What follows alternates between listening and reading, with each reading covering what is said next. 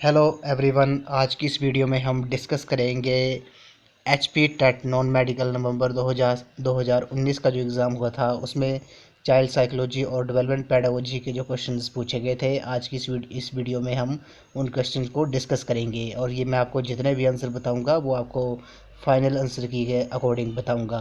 तो फ्रेंड्स, ये जितने भी क्वेश्चंस हैं ये आपको आने वाले HP TET arts medical non medical JBT Shastri LT Punjabi और उर्दू उर्दू सभी टैट में ये क्वेश्चंस पूछे जा सकते हैं। तो सभी के लिए ये क्वेश्चंस काफ़ी इंपॉर्टेंट है। तो वीडियो को शुरू करने से पहले अगर आप चैनल पे पहली बार विजिट कर रहे हो तो चैनल को सब्सक्राइब कर दें। तो फ्रेंड्स, अगर आप एच पी टेट जून 2022 की तैयारी कर रहे हो तो इसके लिए मैंने एक अलग से प्लेलिस्ट लाई है जिसका लिंक मैंने डिस्क्रिप्शन बॉक्स में दे दिया है। आप वहां पर जाकर वीडियोस देख सकते हो। तो फ्रेंड्स, वीडियो को शुरू करते हैं। तो पहले प्रश्न में बोलेगा कि किंडरगार्टन प्रत्यय का निर्माण किसके द्वारा किया गया। तो वो क्रिएटेड द कंसेप्ट किंडरगार्टन। तो इस क्वेश्चन का जो करेक्ट आंसर है वो आपका ऑप्शन नंबर बी है, फ्रोवेल जो है इस क्वेश्चन का करेक्ट आंसर है। किंडरगार्टन प्रत्यय का निर्माण फ्रोवेल द्वारा किया गया था। तो फ्रेंड्स, ये जितने भी क्वेश्चंस मैं आपको करवा रहा हूँ इनके आपने नोट्स जरूर बना लेने हैं क्योंकि आपको ये रिवीजन के टाइम काफ़ी हेल्पफुल साबित होंगे। अगला प्रश्न है, मानव विकास के संदर्भ में निम्न में से कौन सा क्रम सही है। ये काफ़ी इंपॉर्टेंट क्वेश्चन है। तो इसका जो क्रम सही है वो है आपका ऑप्शन नंबर बी जो है। सबसे पहले शैशवावस्था आती है, उसके बाद बाल्यावस्था, उसके बाद किशोरावस्था और लास्ट में आती है आपकी प्रौढ़ावस्था। तो इन्फेंसी, चाइल्डहुड, एडोलोसेंस और एडल्टहुड इस क्वेश्चन का करेक्ट आंसर है ऑप्शन नंबर बी जो है। मानव विकास के संदर्भ में ऑप्शन बी जो है वो क्रम बिल्कुल सही है। तो ऑप्शन बी इस क्वेश्चन का करेक्ट आंसर है। अगला प्रश्न है, इसमें बोला गया कि मनोविज्ञान की शिक्षा के लिए महत्वपूर्ण योगदान है। The greatest contribution of psychology to education is. तो इस क्वेश्चन का जो करेक्ट आंसर है वो आपका ऑप्शन नंबर बी है, बालक उन्मुख शिक्षा यानी कि चाइल्ड ओरिएंटेड एजुकेशन जो है वो ग्रेटेस्ट कंट्रीब्यूशन है साइकोलॉजी का एजुकेशन के लिए। तो ऑप्शन नंबर डी इस क्वेश्चन का करेक्ट आंसर है। अगला प्रश्न है, इसमें बोला गया कि प्रकृति पालन पोषण वाद विवाद के संदर्भ में the nature nurture debates refers to. ये किससे रेफर करती है। क्वेश्चन नंबर 92 का जो करेक्ट आंसर है वो आपका ऑप्शन नंबर ए है, जेनेटिक्स एंड इन्वायरमेंट को ये नेचर नर्सरी डिबेट जो है वो रेफर करती है ऑप्शन नंबर ए को, जेनेटिक्स एंड इन्वायरमेंट को।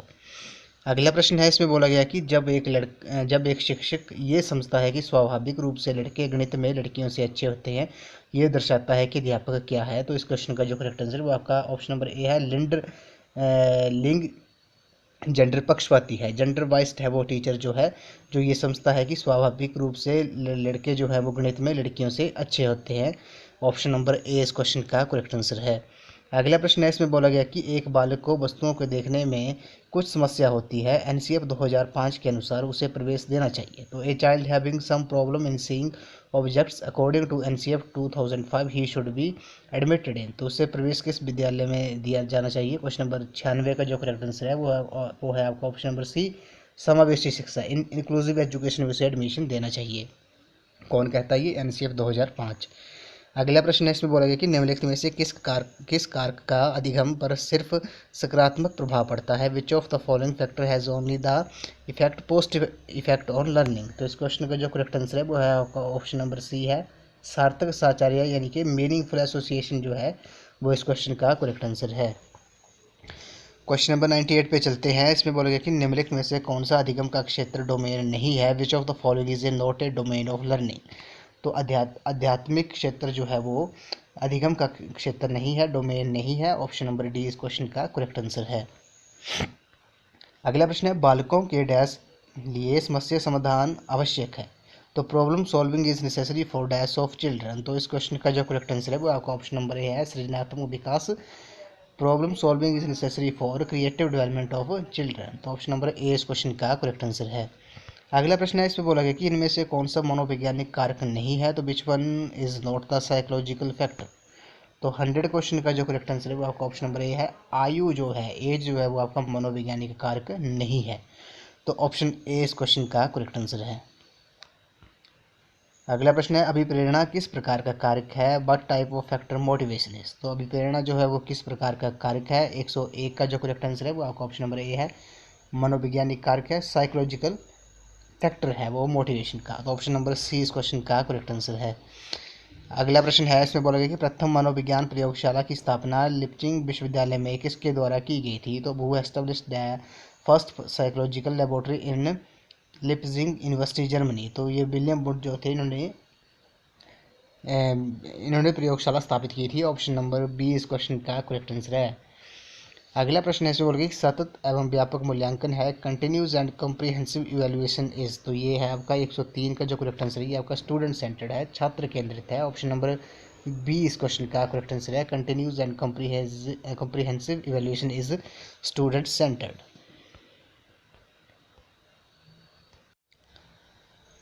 अगले प्रश्न में बोला गया कि निम्नलिखित में से कौन सा बुद्धि परीक्षण नहीं है, which of the following is not an intelligence test. तो 104 का जो करेक्ट आंसर है वो आपका ऑप्शन नंबर डी है। रोसा स्याही धब्बा परीक्षण जो है वो आपका इंटेलिजेंस टेस्ट नहीं है, और बाकी ये ऑप्शन ए बी सी जो है ये आपके इंटेलिजेंस टेस्ट है। तो ऑप्शन नंबर डी इस क्वेश्चन का करेक्ट आंसर है। नेक्स्ट क्वेश्चन है, इसमें बोलेगा कि निम्नलिखित में से कौन विकासात्मक विकार नहीं है, which of the following is not a developmental disorder. तो क्वेश्चन नंबर 105 का जो करेक्ट आंसर है वो आपका ऑप्शन नंबर सी है। ऑप्शन नंबर सी जो है इस क्वेश्चन का करेक्ट आंसर है। ये आपका विकासात्मक विकार नहीं है, अभिघातज उत्तरद्वार विकार जो है आपका विकासात्मक विकार नहीं है।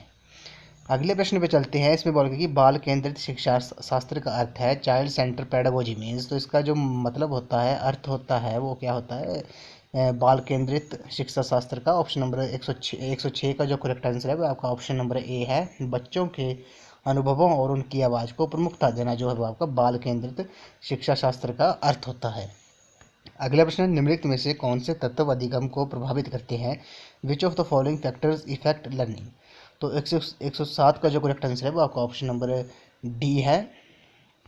ऑप्शन नंबर डी जो है ये चारों फैक्टर जो है वो आपके क्या करते हैं, इन चारों तत्व जो है फैक्टर जो है वो आपको अधिगम को प्रभावित करते हैं। शिक्षार्थी का उत्प्रेरण, शिक्षार्थी की परिपक्वता, शिक्षण की युक्तियाँ और शिक्षार्थी का शारीरिक और संवेगात्मक स्वास्थ्य जो है ये चारों तत्व अधिगम को प्रभावित करते हैं। तो ऑप्शन नंबर डी इस क्वेश्चन का करेक्ट आंसर है। अगला प्रश्न है, इसमें बोला गया कि निम्नलिखित में से कौन सा आयु वर्ग उत्तर बाल्यावस्था वर्ग में आएगा, विच of the following age groups fall under letter childhood category. तो इस क्वेश्चन का जो करेक्ट आंसर है वो आपका ऑप्शन नंबर डी है। 6 से 11 वर्ष जो हैं वो आपके आयु वर्ग जो है वो आपको उत्तर बाल्यावस्था वर्ग में आएगा, अंडर लेटर चाइल्डहुड कैटेगरी में आएगा 6 से 11 वर्ष। अगला प्रश्न है, इसमें बोलेगा कि बाल मनोविज्ञान की दृष्टि से शिक्षा का केंद्र किसे माना गया है। तो वो है centre place in education according to child psychology. तो बाल मनोविज्ञान की दृष्टि से शिक्षा का केंद्र किसे माना गया है, 109 का जो करेक्ट आंसर है वो आपका ऑप्शन नंबर ए है। बालक को, चाइल्ड को जो है वो बाल मनोविज्ञान की दृष्टि से शिक्षा का केंद्र माना गया है। अगला है मानव व्यक्तित्व परिणाम है। तो human personality is the result of. तो ये किसका परिणाम है, ऑप्शन नंबर 110 का जो करेक्ट आंसर है वो आपका ऑप्शन नंबर सी है। आनुवांशिकता और वातावरण की अंतर्क्रिया का, interaction between heredity and environment is the result of human personality. तो ऑप्शन सी इस क्वेश्चन का करेक्ट आंसर है। अगला प्रश्न इसमें बोलेगा कि बाल केंद्र शिक्षा का समर्थन निम्न में से किस विचार के द्वारा किया गया था। तो child centre education was advocate by which of the following thinkers. तो 111 का जो करेक्ट आंसर है वो आपका ऑप्शन नंबर डी है। जॉन डीवे जो थे वो उन्होंने बाल केंद्रीय शिक्षा का समर्थन किया था, चाइल्ड सेंटर एजुकेशन का। तो ऑप्शन नंबर डी इस क्वेश्चन का करेक्ट आंसर है। अगला है डैश क्रिया को आरंभ करने, जारी रखने एवं नियंत्रित रखने की प्रक्रिया है। तो dash is the process of arousing, sustaining and regulating activity. तो क्वेश्चन नंबर 112 का जो करेक्ट आंसर है वो आपका ऑप्शन नंबर ए है। अभिप्रेरणा यानी कि मोटिवेशन जो है वो, motivation is the process of arousing, sustaining and regulating activity. तो ऑप्शन नंबर ए इस क्वेश्चन का करेक्ट आंसर है। अगला प्रश्न है, इसमें बोलेगा कि बालक जिनकी बुद्धि लब्धि 140 से अधिक होती है उन्हें इस वर्ग में वर्गीकृत किया जाएगा।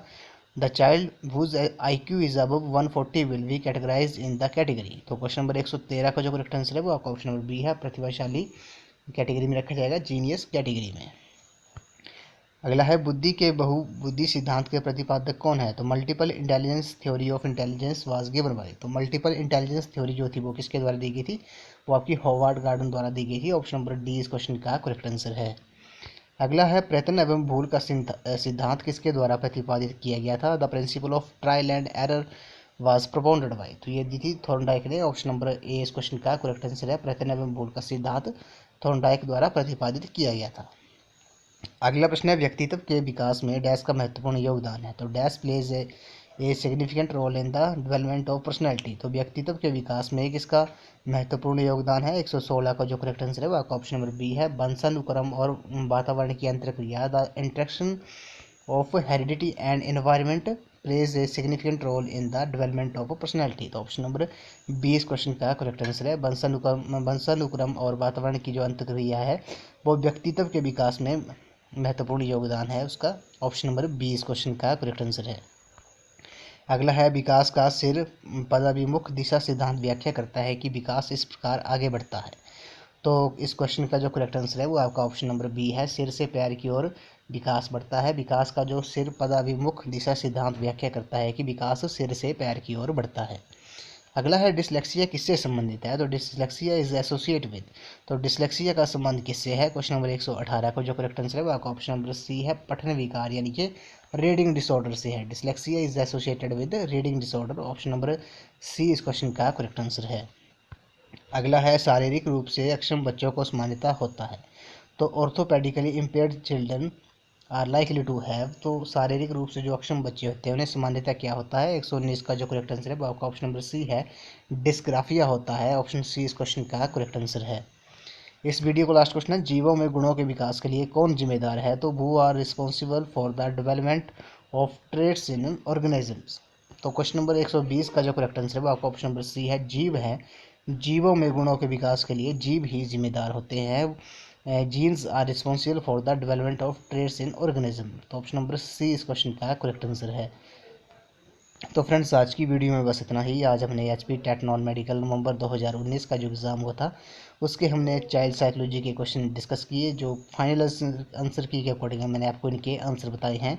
तो फ्रेंड्स ये क्वेश्चंस आपको आगामी एचपी टेट जून 2022 सभी स्ट्रीम में काफ़ी हेल्पफुल साबित होंगे। अगर आप एचपी टेट जून 2022 की तैयारी कर रहे हो तो इसके लिए मैंने एक अलग से प्ले लिस्ट बनाई है जिसका लिंक मैंने डिस्क्रिप्शन बॉक्स में दे दिया है, आप वहाँ पर जाकर वीडियोस देख सकते हो। तो आज की वीडियो में बस इतना ही, तो थैंक यू फ्रेंड्स।